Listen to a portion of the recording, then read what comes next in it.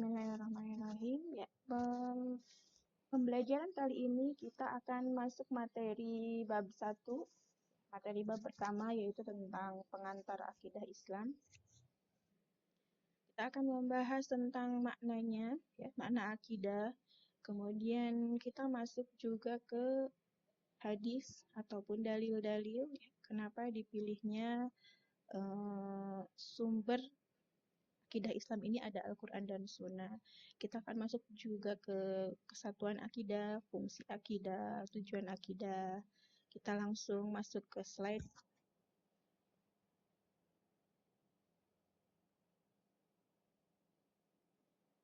Pengertian. Untuk pengertian, seperti biasa, pengertian secara bahasa, kemudian pengertian secara istilah. Yang pertama,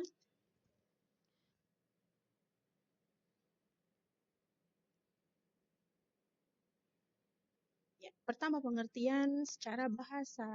Akidah adalah atau kata akidah berasal dari bahasa Arab, yaitu aqoda yaqidu aqidatan, yang bermakna simpul, ikatan, perjanjian, dan kokoh. Sehingga relevansi antara akidah, aqoda, dan akidah itu adalah keyakinan yang tersimpul dengan kokoh di dalam hati. Itu secara bahasa pengertiannya. Banyak di dalam Al-Quran juga nanti kita membahas kata-kata akidah ini disebutkan. Kita akan membahas beberapa ayat saja ya, tidak semuanya. Kemudian kita masuk pengertian secara istilah atau secara terminologi. Akidah adalah hal-hal yang diketahui seseorang dan diyakini dengan hatinya berupa perkara agama. Ini pengertian secara istilah ya, atau secara terminologi. Jadi akidah itu sesuatu yang diyakini dengan hati tentunya ya,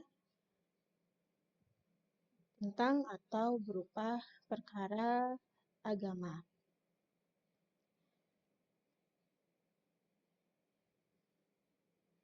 Kata akidah di dalam Al-Quran, kita di sini menyebutkan 2 ayat. Ayat yang pertama ada di surat yang fenomenal, ya, surat Al-Falaq, ayat 4.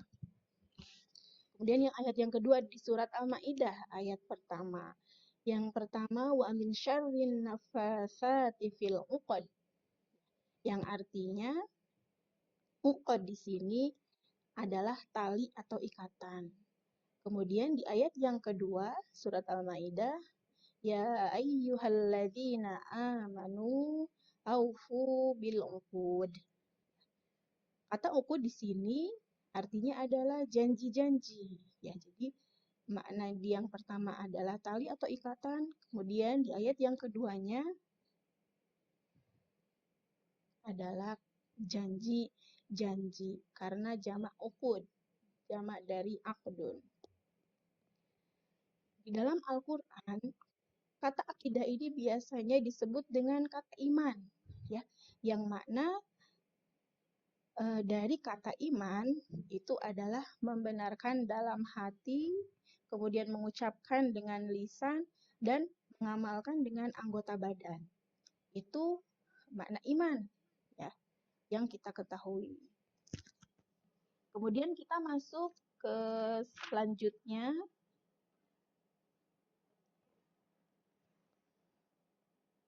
Selanjutnya ada sumber akidah. Apa sajakah yang menjadi sumber akidah Islam? Kita awali di sini dengan hadis Nabi Shallallahu Alaihi Wasallam, ya, ketika Rasul Shallallahu Alaihi Wasallam sebelum ajalnya menjemput, beliau bersabda di sini langsung ke matan, taraktu fikum amroini lan tadillu ma tamassaktum bihima kitaballahi wa sunnata rasulihi. Aku telah meninggalkan pada kamu dua perkara. Kamu tidak akan sesat selama berpegang kepada keduanya, yaitu kitabullah dan sunnah rasulnya. Hadis ini ada di hadis kitab Muwatta ya, karangan Imam Malik. Hadis riwayat Imam Malik. Jadi kata Rasul di akhir hayatnya tidak mewariskan apapun kecuali dua hal yang menjadi pegangan. Warisan itu harus dijaga, harus dilestarikan, ya. Jadi Al-Quran dan Sunnah pun seperti itu. Di sini menjadi sumber dari akidah Islam. Ini Al-Quran dan Sunnah. Sehingga orang-orang yang berpegang teguh kepada Al-Quran dan Sunnah akan disebut menjadi firqah najiyah atau al-firqah an-najiyah. Yang disebut dengan al-firqah an-najiyah itu siapa saja? Sesuai dengan ayat Allah Subhanahu wa taala yang mengatakan di surat Ali Imran ya ayat 103, wa'tasimu bihablillahi jami'an wa la tafarraqu. Ini anjuran pada kita semua agar berpegang teguh kepada tali agama Allah dan semoga kita menjadi termasuk ya dalam golongan al-firqah an-najiyah yang disebutkan tadi. Oke, siapakah al-firqah an-najiyah ini? Ya, al-firqah an-najiyah ini adalah mereka yang kata Rasul satu dari 73 golongan. Maksudnya apa?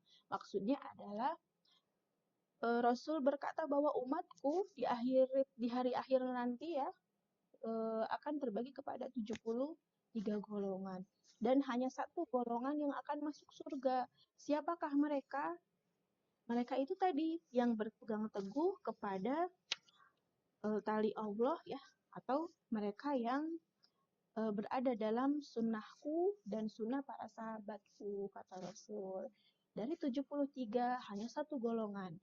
Siapakah mereka? Ya tadi yang disebutkan, yang berpegang teguh kepada Al-Quran dan As-Sunnah. Kemudian kita masuk ke ini cara. Ini adalah cara Rasul ya, atau disebut dengan transfer ya. Rasul mentransfer atau menanamkan akidah ini kepada sahabatnya seperti apa ya, sehingga melahirkan sahabat-sahabat yang memiliki akidah yang kuat. Para sahabat yang mereka rela menukar nyawa mereka demi mempertahankan akidah. Ya.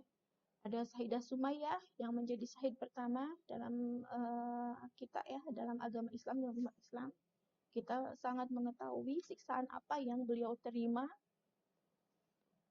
Kemudian masih banyak sahabat-sahabat yang lain yang sangat kokoh dalam keimanannya.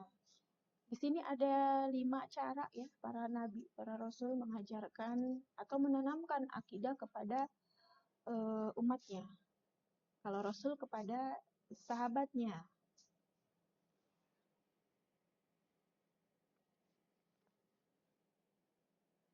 Yang pertama di sini adalah menyampaikan dengan cara mudah dipahami, sederhana, dan logis. Itu yang pertama. Jadi mengaitkan dengan hal-hal yang sederhana.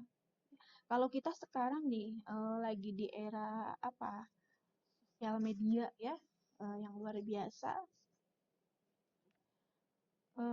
Untuk mengenalkan akidah atau kita merasa bangga dengan agama yang kita anut sekarang ya, salah satunya di sosial media kita juga kita memberikan kata-kata hikmah kita gitu ya, bukan kata-kata hikmah kita, kata-kata bijaksana, kata-kata yang bersangkutan dengan agama Islam.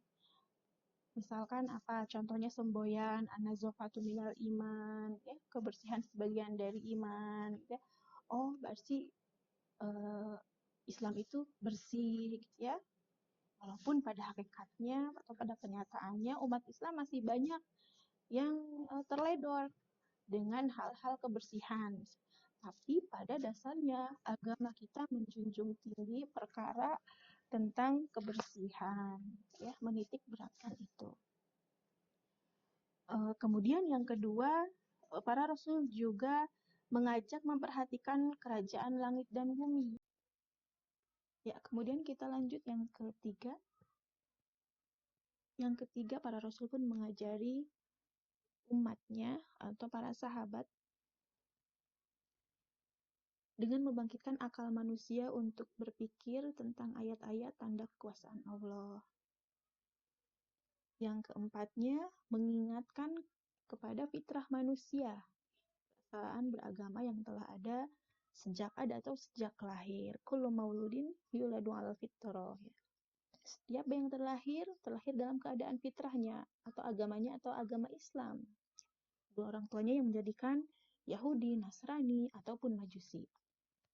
Kemudian yang terakhir, yang kelima, untuk menumbuhkan kesadaran akan adanya alam abadi. Jadi Rasul ketika menanamkan akidah kepada para sahabatnya selalu memberikan kabar gembira, ya, bahwa balasan bagi orang-orang yang memiliki akidah yang kuat, iman yang tulus, itu akan mendapatkan surganya Allah Subhanahu wa Ta'ala. Ya, kita lihat bagaimana syahidah pertama dalam Islam, Sayyidah Sumayyah, mempertahankan akidahnya dengan mendapatkan siksaan yang sangat luar biasa.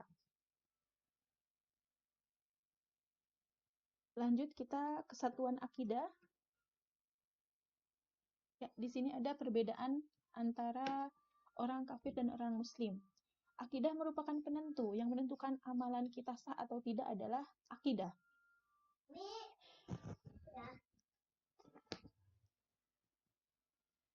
Jadi, ketika seorang muslim melakukan banyak amal, beramal soleh, mendapatkan pahala yang banyak juga. Walaupun, misalkan, bersedekah hanya 1.000 rupiah, tapi rutin, setiap hari atau setiap pekan. Berbeda dengan orang-orang kafir, non-muslim. Mereka setiap minggu, misalkan, memberikan santunan kepada yatim sejumlah yang luar biasa, 5 juta, 10 juta. Tapi di hadapan Allah Subhanahu wa Ta'ala tidak dapat apa-apa. Ya, berbeda dengan kita. Itu bersyukur kita menjadi muslim, ya, seorang muslim. Dalam hadis disebutkan perkara seorang muslim itu ajib atau sungguh agung perkara orang mukmin. Tidak ada yang buruk, ya. Ketika didapat musibah, bersabar. Ketika diberi kebahagiaan, kabar baik, bersyukur. Sesuai dengan hadis juga ada, ya, ajaban li amril mukmin. Inna kull amrahu kullu khair. Setiap perkara mukmin itu baik, ya. Idza asabathu sarra syakara, fadzalika khairul lahu. Wa idza asabathu dharra sabara, fadzalika khairul lahu. Itu. Dia akan bersyukur dengan kebahagiaan, kemudian bersabar dengan adanya musibah atau cobaan. Lanjutnya, kita masuk ke bagian